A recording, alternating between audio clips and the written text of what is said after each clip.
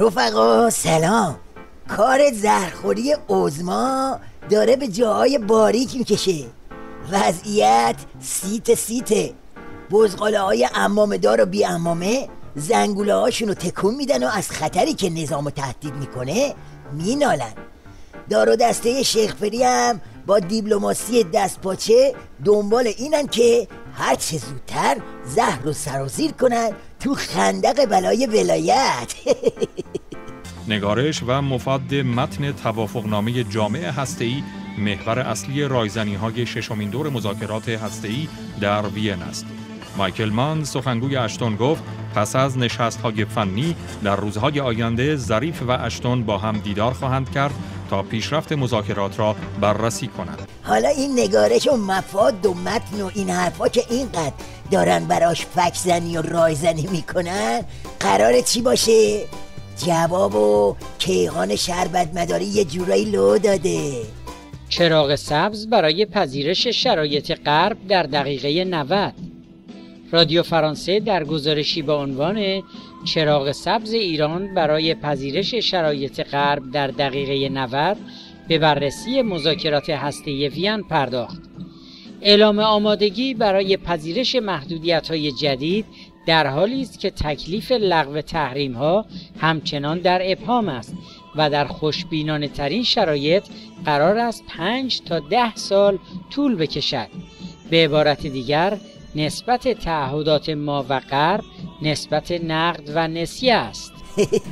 باند شیخ فری اما گوشش بده کار این حرفا نیست، چون میدونه که شمارش معکوس شروع شده و اگه بخواد قضیه رو کش بده جای 5 به علاوه 1 جام زهر باید 5 به علاوه 1 تیپا بخوره و رتته.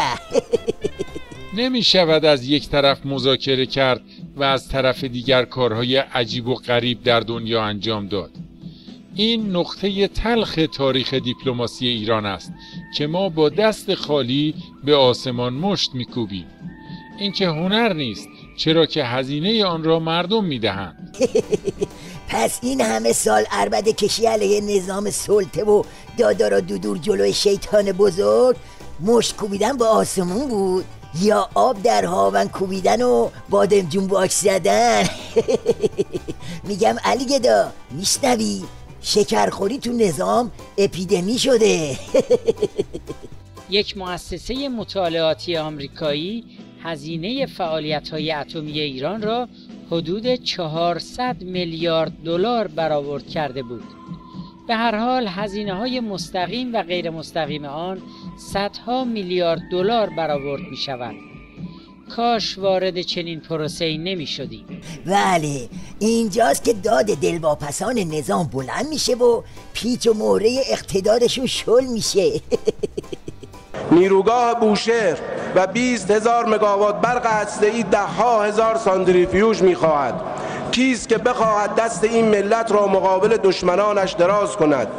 یقینا رؤیای افراد خسته از مجاهدت و عزت تعبیر نخواهد شد. نیروگاه بوشهر چیه شود قلی ملنگ؟ بحث رو به قبله شدن ولایته، بحث جام زهرای زنجیره‌ایه. دشمن فراتر از فشار اقتصادی می‌کوشد شبیخون از چند محور را به هم الحاق کند.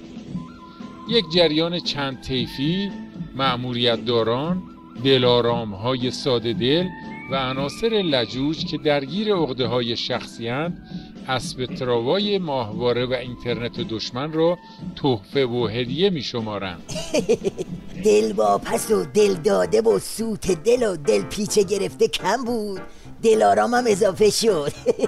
باشه بابا، همتون دلاتونو بگیریم بیاین وسط ببینیم آخرش چی میشه. این زهر و این میدون دیگه نه دیر و زود داره نه سوخت و سوز، دور بخور عظماست، چه زهر باشه چه مشت.